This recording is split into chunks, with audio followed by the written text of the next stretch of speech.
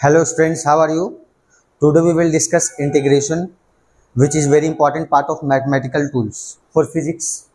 जैसा कि हम लोगों ने लास्ट क्लासेस में डिफरेंशिएशन के बारे में पढ़ा था स्टूडेंट्स, उसी तरीके से आज इंटीग्रेशन के बारे में पढ़ेंगे, उसके कुछ इंपॉर्टेंट फार्मूलाज और क्वेश्चन सॉल्व करेंगे। ठीक है स्टूडेंट्स, सबसे पहले कुछ फार्मूलाज हम लोग देख लेते हैं स्टूडेंट जो इंटीग्रेशन में यूज होंगे।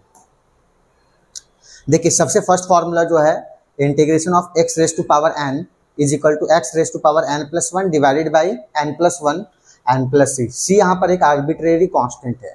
अब इस फर्स्ट फार्मूला को आप देखेंगे, इसका मतलब ये हुआ कि अगर किसी भी वेरिएबल पर पावर है, ठीक है, या कोई एक्सपोनेंट है तो उसका इंटीग्रेशन क्या होगा, तो x raise to power n plus one, जो पावर रहेगा उसमें आप क्या करेंगे, एक ऐड कर देंगे और फिर डिवाइड कर देंगे उसी बढ़े हुए पावर से, मतलब एन प्लस वन से डिवाइड कर देंगे। ठीक है स्टूडेंट्स, आपने डिफरेंशिएशन में भी फॉर्मूला पढ़ा था, differentiation of x raise to power n with respect to x. ठीक है, सिमिलरली यहाँ पर एक फॉर्मूला है आपके पास x raise to power n का इंटीग्रेशन का, क्या होता है x raise to power n plus one divided by n plus one. देखिए इंटीग्रेशन एक्चुअली जो है वो रिवर्स प्रोसेस है किसका, डिफरेंशिएशन का। अब इसी का दूसरा फॉर्म है students integration of c into x raise to power n. यहाँ पर सी कांस्टेंट है, अगर कभी भी कांस्टेंट आ जाए, है ना, तो आप उस कांस्टेंट को क्या करेंगे, बाहर कोफिशिएंट में लिख देंगे। तो कोफिशिएंट में हमने लिख दिया, अब बचा हुआ तो x raise to power n ही है ना, तो उसको क्या करोगे आप, x raise to power n plus one divided by n plus one, और यहाँ पर भी सी क्या एक कांस्टेंट है। थर्ड फार्मूला आप देखेंगे integration of sine x. Sine x का इंटीग्रेशन कितना होता है बच्चों, minus cos x. Cos x का इंटीग्रेशन कितना होता है, तो साइन एक्स होता है। ये सारे फार्मूला आपको याद रखना है। चलिए तो देख लिया आपने, cos x is equal to कितना, साइन एक्स, और सेक स्क्वायर एक्स का इंटीग्रेशन करना हो तो कितना होगा, tan x. Cosec square x का इंटीग्रेशन कितना होगा, माइनस कॉट एक्स, और सिमिलरली सेक टेन एक्स का इंटीग्रेशन कितना होगा, sec x. Cosec x cot x का इंटीग्रेशन कितना होगा, minus cosec x, and integration of e raise to power x is equal to e raise to power x, उतना ही होगा, है ना। तो e raise to power x का integration e raise to power x होगा, और वन अपॉन एक्स का इंटीग्रेशन कितना होगा, लॉग एक्स। याद करिए आपने डिफरेंशिएशन में लॉग एक्स का डिफरेंशिएशन वन अपॉन एक्स पढ़ा था, तो वन एक्स को इंटीग्रेट करेंगे तो लॉग एक्स आएगा। क्या बच्चों समझ में आया?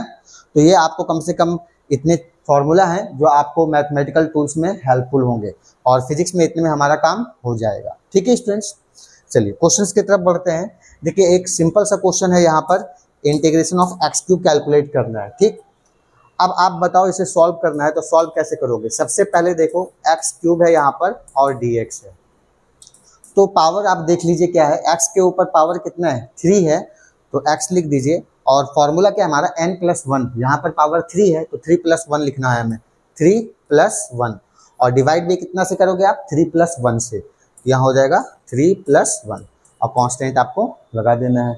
अब बताओ इसे सॉल्व करने पर कितना आएगा, एक्स रेज टू पावर 4 और डिवाइडेड बाई 3 प्लस 1 4 प्लस, ये हमारा इंटीग्रेशन हो गया। तो एक्स क्यूब का इंटीग्रेशन कितना होगा, x raise to power 4 divided by 4।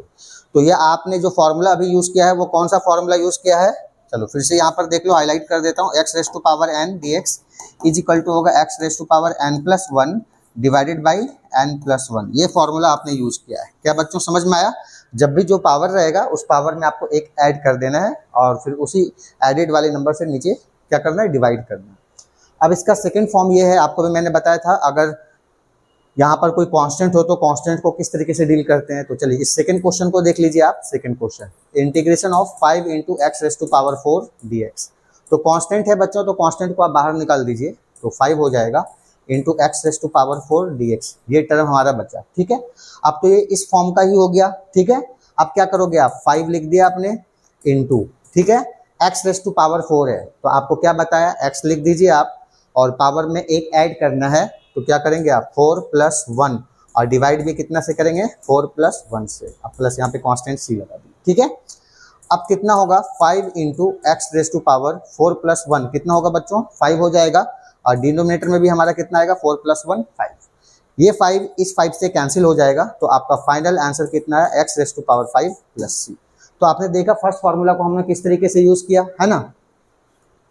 तो देख लीजिए आप, integration of x raise to power n is equal to x raise to power n plus one divided by n plus one, इस formula को हमने यूज किया एक क्वेश्चन में। तो इस तरीके से आपको सॉल्व करना है, जब भी कोई पावर रहे, है ना, तो पावर है तो पावर में क्या कर दीजिएंगे आप 1 ऐड कर देंगे और डिनोमिनेटर में भी उसी बढ़े हुए पावर से डिवाइड कर देंगे, सॉल्व हो जाएगा। आप इसे सॉल्व कर लेना घर पर, ठीक है। चलिए नेक्स्ट क्वेश्चन की तरफ बढ़ते हैं स्टूडेंट्स। देखिए आप क्या है, यहाँ पर बहुत सारा टर्म है एक साथ। जब भी आपको इंटीग्रेशन या डिफरेंशिएशन में बहुत सारे टर्म मिले आप उसे सेपरेट कर लीजिए। हालांकि डिफरेंशिएशन में भी इस तरीके से मैंने बताया था कि बहुत सारे टर्म्स होंगे तो आप उनको क्या करेंगे, सेपरेट कर लेंगे। क्योंकि ये बच्चों फर्स्ट टाइम है तो मैं इसे लेंदी ही बताऊंगा हर बार की तरह, है ना, जो क्वेश्चंस होते हैं, ताकि जो नए बच्चे भी इस टॉपिक को फर्स्ट टाइम पढ़ रहे हैं वो भी इसे समझ पाए, अप्रोच कर पाए। जब आप अच्छे से कमांड कर लेंगे तब इसे फिर एक लाइन में भी सॉल्व करेंगे टाइम बचाने के लिए। चलिए अब इसे देखिए, सबसे पहले मैंने क्या बोला, यहाँ पर देख लीजिए question 3t³ + 2t² - t × dt है, ठीक है।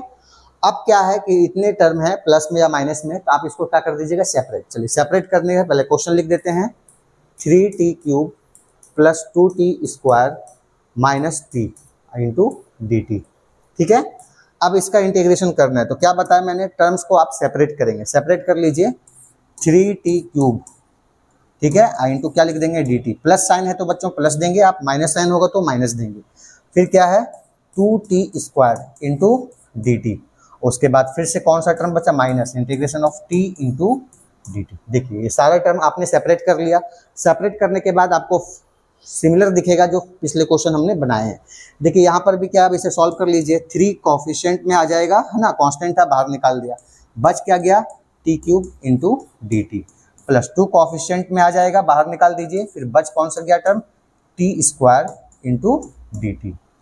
उसके बाद यहाँ पर माइनस t × dt है। चलिए अगले वाले स्टेप में हम इसे सॉल्व कर लेंगे एक साथ। चलिए हो गया। अब देखिए आपका सिंपलेस्ट फॉर्म में हो गया। अब इसे सॉल्व कर सकते हैं कैसे, 3 है इंटू, बताइए आप लोग कैलकुलेट करेंगे, पावर 3 है ना, तो 3 + 1 कितना होगा, 4 होगा, तो ऊपर में पावर 4 दे दिया और डिनोमिनेटर में भी कितना लिखना पड़ेगा बच्चों, 4। चलिए प्लस साइन है तो प्लस दे देंगे आप, 2 × अब यहाँ पर t की पावर कितनी है, 2।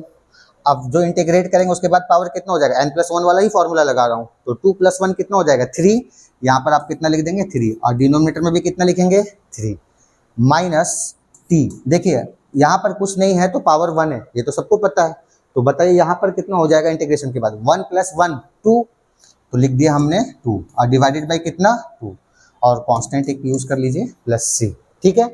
अब इसे फाइनली सॉल्व करेंगे तो कितना आएगा, 3/4 t⁴ plus 2/3 × t³ minus t² plus, ये आपका इंटीग्रेशन हो गया। क्या बात समझ में आई? तो बहुत ही स्मूथली और इजीएस्ट वे में आपको सॉल्व करना है। क्वेश्चन देख के आपको कभी भी होपलेस नहीं होना है, ना नर्वस होना है।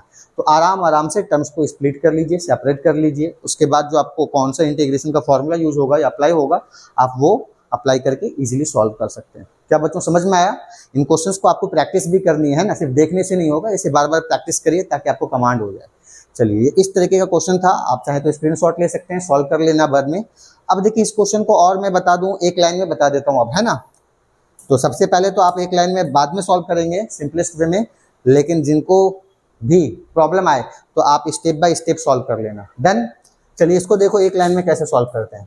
यहाँ पर देखो इस टर्म को 3t³ है तो कांस्टेंट है, बाहर कोफिशिएंट में लिख दो 3 × t⁴, देखिए 3 है यहाँ पर, 3 + 1 पावर एक ऐड कर देना, 3 + 1 4, तो लिख दीजिए 4, और डिवाइडेड बाई 4। चलिए प्लस है तो प्लस लिख दीजिए। यहाँ पर देखिए 2 है कांस्टेंट, बाहर निकाल दीजिए, 2 × t⁴, बताइए पावर यहाँ पर 2 है तो 2 + 1 कितना होगा, 3, तो कितना हो जाएगा 3, और डिवाइडेड बाई कितना बच्चों 3। फिर माइनस है तो माइनस साइन दीजिएगा, t है, अब देखिए पावर कितना है यहाँ पर 1, तो 1 + 1 कितना होगा 2, तो t का पावर 2 और डिवाइडेड बाई 2। देखिए सेम रिजल्ट आ गया आपका ये वाला, है ना।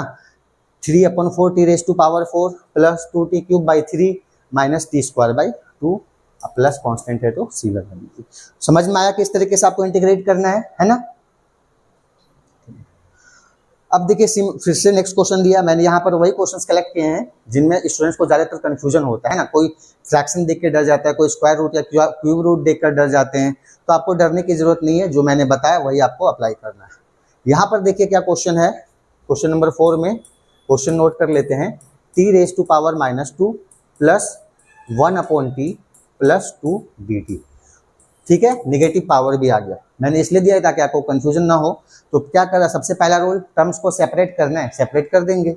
चलिए आइए सेपरेट करते हैं, t raise to power -2 into d t, plus sine है तो प्लस साइन 1/t dt, ठीक है बच्चों। अब +2 इंटू डी टी। तो चलिए यहाँ पर डरने की जरूरत नहीं है, जो मैंने बताया यहाँ पे कोई भी कांस्टेंट नहीं है, फिलहाल 1 है तो हम लिखते नहीं है, लेकिन जो रूल बताया n+1, यहाँ पर n की वैल्यू कितनी है -2, अब +1 करना है, तो चलिए मैं करके दिखाता हूँ। n+1 -2 +1, और डिनोमिनेटर में भी आप लिखेंगे -2 +1, समझ में आया। प्लस देखिए वह 1/t है, 1/t का इंटीग्रेशन कितना होगा log t। आप इस फॉर्मूले को देख लीजिए, सबसे लास्ट वाला 1/x, इस फॉर्म में 1/x का इंटीग्रेशन कितना होता है बच्चों log x, तो 1/t का इंटीग्रेशन कितना होगा log t, log t। अब प्लस यहाँ पर एक और बात ध्यान देने वाली है, 2 कांस्टेंट है, बाहर निकाल दीजिए बचा dt, ठीक है। अब इसे सॉल्व कर लीजिए, t रेज टू पावर -2 और +1 -1 और डिवाइडेड बाई -2 + 1 -1, ये log t है तो log t होगा ही +2।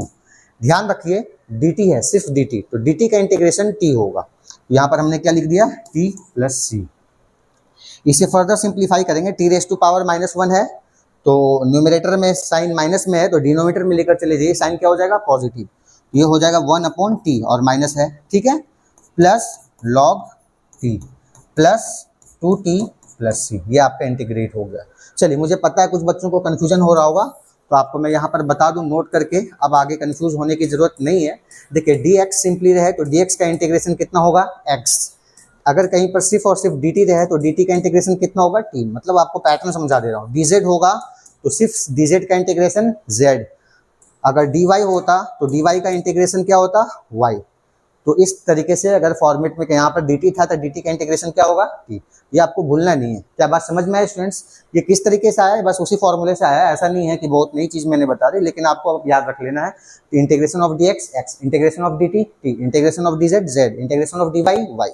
तो ये क्वेश्चन आपको मैंने अभी बताया क्या था, नेगेटिव पावर भी देखकर आपको घबराना नहीं है, जो रूल है उसी रूल को फॉलो करना है, n+1 डिवाइडेड बाई n+1 वाला फॉर्मूला। तो x raise to power n का integration x raise to power n+1 divided by n+1 होगा।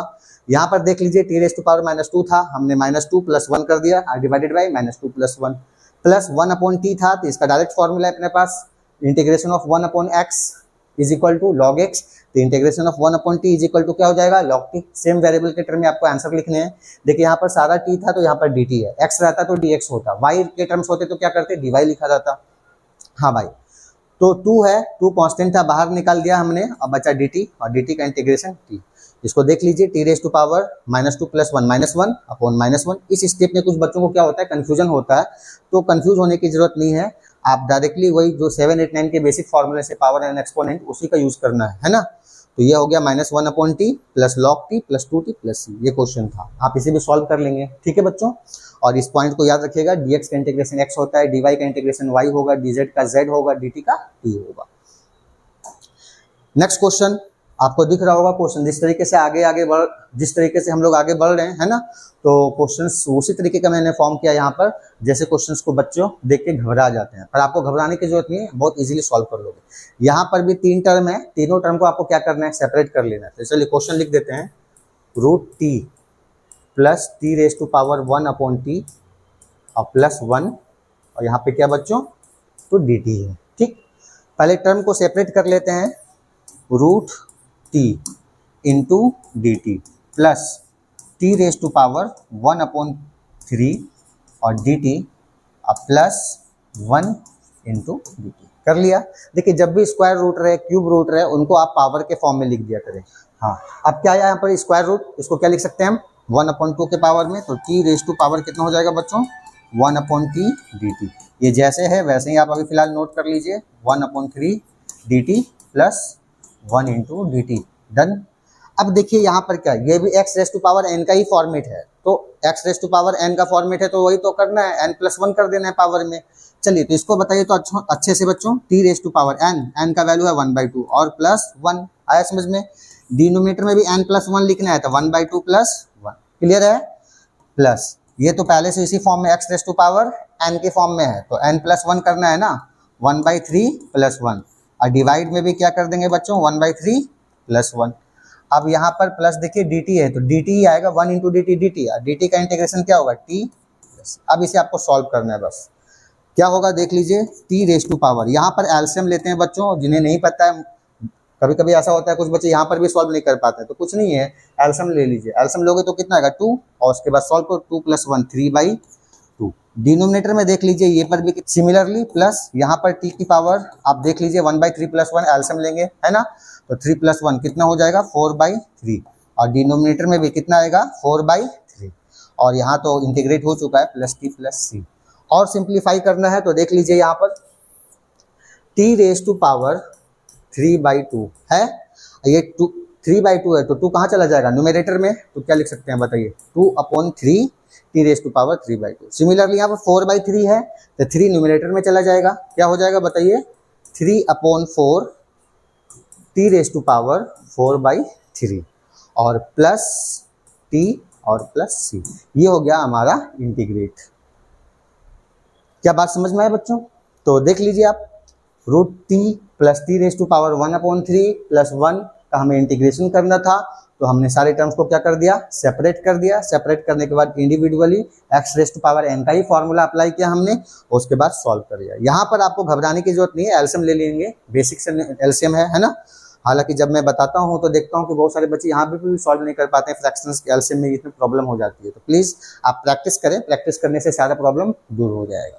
इस क्वेश्चन को भी आपको सॉल्व कर लेना है, ठीक है बच्चों। चलिए अब आता है यहाँ पर sin x + 2x - 5, इसको किस तरीके से सॉल्व करना है ना।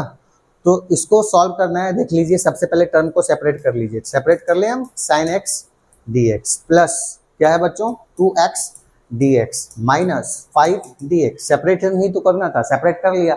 अब आपके पास फॉर्मूला है बॉस, sin x का इंटीग्रेशन माइनस cos x, देख लीजिए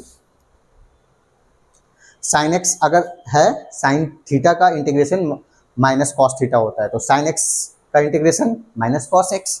चलिए अप्लाई कर रहे हैं हम सारे फॉर्मूले को धीरे धीरे। तो बताइए sin x dx, sin x का इंटीग्रेशन कितना हो जाएगा, डायरेक्ट लिख दीजिए माइनस cos x, प्लस यहाँ पर तो ये 2 कांस्टेंट है, बाहर निकाल दीजिए, x इंटू कितना हो जाएगा बच्चों dx, माइनस 5 को बाहर निकाल दीजिए, कितना हो जाएगा बच्चों तो dx। अब इसे सॉल्व भी तो करना है, minus cos x plus 2 into, बताइए x रेस टू पावर 1 है, 1 + 1 2, तो x raise to power 2, divide में भी कितना 2 से, माइनस 5, अभी देखिए dx आ गया, तो dx का इंटीग्रेशन कितना होगा x और प्लस c कांस्टेंट। तो सॉल्व कर लीजिए आप, कितना आया माइनस cos x प्लस 2 से 2 कैंसिल कर दीजिए, x² minus 5x plus c, ये आपका आंसर हो गया। क्या बात समझ में आया? तो साइन को भी देख के नहीं डरना है, स्क्वायर रूट क्यूब रूट को भी देख कर नहीं डरना है, अगर पावर फ्रैक्शन में हो या निगेटिव हो तो भी देख कर नहीं डरना है, बस सिंप्लीफाई करते जाइए, सॉल्व होते जाएगा। क्या बात समझ में आया? तो ये इस क्वेश्चन को भी आप सॉल्व कर लेंगे अच्छे से। चलिए नेक्स्ट क्वेश्चन, जो बच्चों को कंफ्यूजन होता है, integration of sin 2x dx। तो इस क्वेश्चन को मैं बता दे रहा हूं अच्छे से, sin 2x dx। देखिए यहाँ पर जो है ना साइन के आगे, इसको आपको मन में थीटा एज्यूम करना है। क्या एज्यूम करना है? थीटा। तो सबसे पहले तो इंटीग्रेशन ऑफ साइन थीटा क्या होता है, चलो लिख दे रहा हूँ, फिर से लिख दे रहा हूँ ताकि कंफ्यूजन ना हो, सिर्फ थीटा, साइन थीटा, तो यहाँ पर डी थीटा होगा बच्चों। तो इंटीग्रेशन ऑफ साइन थीटा कितना होता है, माइनस कॉस थीटा। तो यहाँ पर भी आप वही काम कर दीजिए, माइनस कॉस थीटा, थीटा पूरा 2x है, तो माइनस कॉस 2x। बस यहाँ पर एक काम आपको करना है, जो भी x के आगे जो कोफिशिएंट होगा वो आपको कहाँ लिखना है, डिनोमिनेटर में।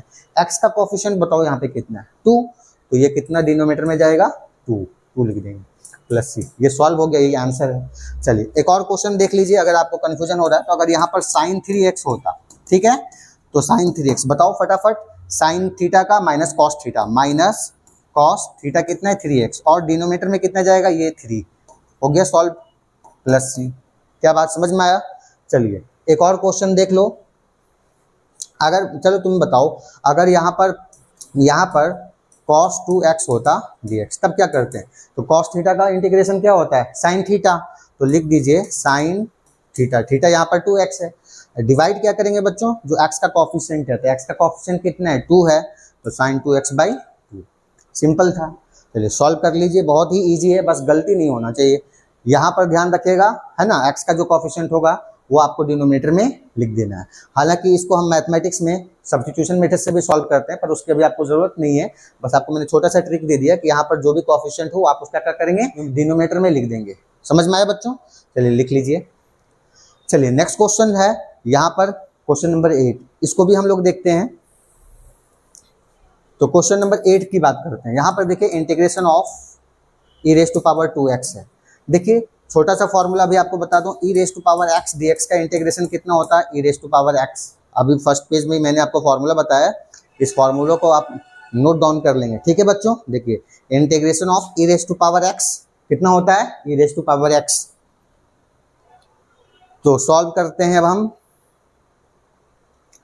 देखिए e raise to power 2x है, तो यहाँ पर जो इंटीग्रेट करेंगे e raise to power 2x ही लिखेंगे, लेकिन यहाँ पर x के आगे जो कोएफिशिएंट होगा उसको क्या करेंगे आप, तो ये क्या होगा, डिनोमिनेटर में लिख दीजिए e raise to power 2x/2 plus c। क्या क्लियर हुआ? कोई भी क्वेश्चन रहे, देखिए इसमें क्वेश्चन नंबर एक और बता देता हूँ। e रेज़ टू पावर अगर 3x होता तब क्या करते आप, तो लिखते तो आप e raise to power 3x है ना, और डिनोमिनेटर में क्या कर देते हैं 3। e raise to power 6x होता तो आंसर क्या होता, e raise to power 6x divided by 6। तो ये फॉर्मेट था जो मैंने आपको इंटीग्रेशन में बताया, अभी फिजिक्स में यूज होगा। चलिए देखिए फिजिक्स में इस तरीके का क्वेश्चन आता है, एसएचएम में आता है ना, ईएमडब्ल्यू में, उसमें सॉल्व करना होगा तो किस तरीके से करेंगे। तो बताइए क्वेश्चन आपका क्या है, integration of sine omega T dt। सबसे पहले इस वाले को आपको थीटा मन में जूम करना है, तो साइन थीटा का माइनस कॉस थीटा, थीटा लिख दीजिए कितना है यहाँ पे, ओमेगा टी। अब यहाँ पे देखिए टी के आगे का कोएफिशिएंट कितना है, ओमेगा है, तो आपको डिनोमिनेटर में कितना लिखना पड़ेगा, ओमेगा प्लस सी। ये आपका हो गया इंटीग्रेशन। समझ में आया? अच्छा, अगर मान लो कि इसी क्वेश्चन में मैं बता रहा हूँ, अगर cos omega T dt data, तो बताइए तो कॉस थीटा का इंटीग्रेशन कितना होता है, साइन थीटा होता है, तो साइन थीटा लिख दीजिए, थीटा कितना है बच्चों, ओमेगा टी, और डिवाइडेड बाई कोएफिशिएंट देखिए टी के आगे कितना है, ओमेगा, तो यहाँ पर क्या लिखते हैं, ओमेगा और प्लस सी कांस्टेंट। तो ये आपका इंटीग्रेट हो जाता। तो उम्मीद कर रहा हूँ कि आप लोगों को बहुत ही अच्छे से समझ में आ रहा होगा। एक बार प्रैक्टिस करोगे, जहाँ जिस स्टेप में बच्चों को ज़्यादातर प्रॉब्लम होती है, उन सब चीज़ को ही मैं ज़्यादातर अभी डील कर रहा हूँ, फिर उसके बाद आपको इस पर कमांड हो जाएगा। चलिए एक क्वेश्चन ये भी अभी आपने जस्ट सॉल्व किया है, क्या है, √x dx। तो क्या बताया, चलो उम्मीद है कि आप लोग इसे सॉल्व कर सकते हो। स्क्वायर रूट है, पावर कितना लिख देंगे, 1/2 और dx। अब तो ये x raise to power n का फॉर्मूला बन गया ना, तो x raise to power n, बताइए भाई 1/2 + 1, डिवाइड में भी क्या करना है, 1/2 + 1 +c। तो चलिए एलसीएम ले लेंगे ना, 1/2 + 1, 2 + 1 कितना हो जाएगा, 3/2। इसको भी करेंगे, कितना हो जाएगा, 3/2 + c। यहाँ पर 2 है, डिनोमिनेटर में कहाँ चला जाएगा, न्यूमरेटर में, तो 2/3 x raise to power 3/2 + c। ये सॉल्व हो गया। तो घबराना नहीं है, उम्मीद कर रहा हूँ कि आप लोग इसे बहुत अच्छे से समझ रहे होंगे, है ना। तो इसे सॉल्व कर लेना, आप घर पे भी प्रैक्टिस करना है। चलिए एक और क्वेश्चन है जो बच्चों को काफ़ी कंफ्यूजन होता है, तो इस क्वेश्चन नंबर 11 से पहले मैं आपको एक नॉर्मल सा चीज़ बता दे रहा हूँ। देखिए यहाँ पर इंटीग्रेशन ऑफ √2x + 5 है, इसको सॉल्व करना है। मैं किस तरीके से सॉल्व करेंगे, तो यहाँ पर देखिए सबसे पहले एक फॉर्मेट है ax + b raise to power n dx।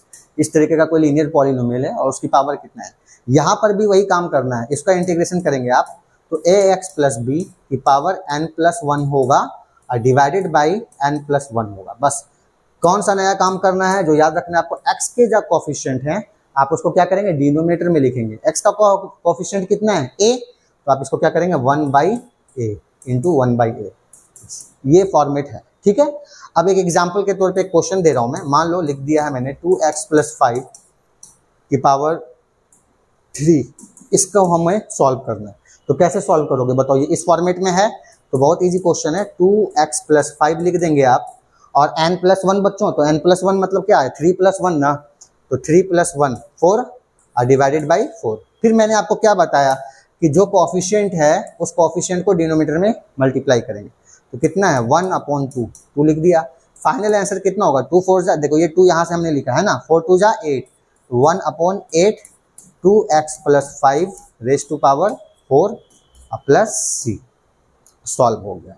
अब इस क्वेश्चन को हमें सॉल्व करना है, इसमें भी आपको वही काम करना है। चलिए देख लेते हैं क्या है। तो इसे हम लिख सकते हैं 2x + 5 की पावर 1/2 dx। डन। अब देख लो ये 1/2 है, ये 3 है, फर्क इतना ही है ना, तो सॉल्व करने के लिए मैंने बताया है, बताइए बच्चों क्या करना है। 2x प्लस 5, ऊपर में 1/2 प्लस 1, डिनोमिनेटर में भी 1/2 प्लस 1, ठीक है। अब यहाँ पे कोफिशिएंट देख लीजिए, कोफिशिएंट कितना है, x के आगे 2, तो ये क्या कर देंगे 1/2। अब सिंपली सॉल्व कर लीजिए, 1/2 इंटू 2x प्लस 5, इसका पावर कितना हो जाएगा 3/2 हो जाएगा। डिनोमिनेटर में भी ये कितना आ जाएगा 1/2, 3/2 हो जाएगा। क्या बात समझ में आया।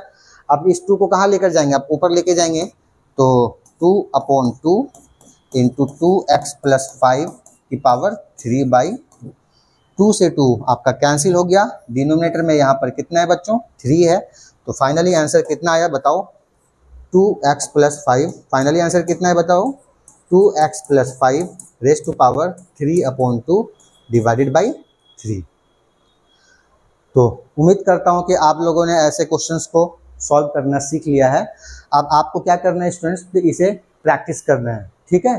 तो सारे वीडियोस आप आराम से देखो। अभी इंटीग्रेशन के फार्मूला मैंने आपको बताया है, इस तरीके से सॉल्व करेंगे।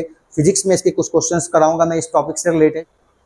तो स्टूडेंट्स सारे टॉपिक अच्छे से आप रिवाइज कर लेना। हमने डिफरेंशिएशन पढ़ा, आज इंटीग्रेशन पढ़ा, इस तरीके से फिजिक्स में जो भी एप्लीकेशन होंगे मैथमेटिक्स के, उसके सारे टॉपिक्स हम लोग धीरे धीरे कवर करेंगे। तो रिवाइज कर लेंगे आप, ठीक है स्टूडेंट्स। Thank you.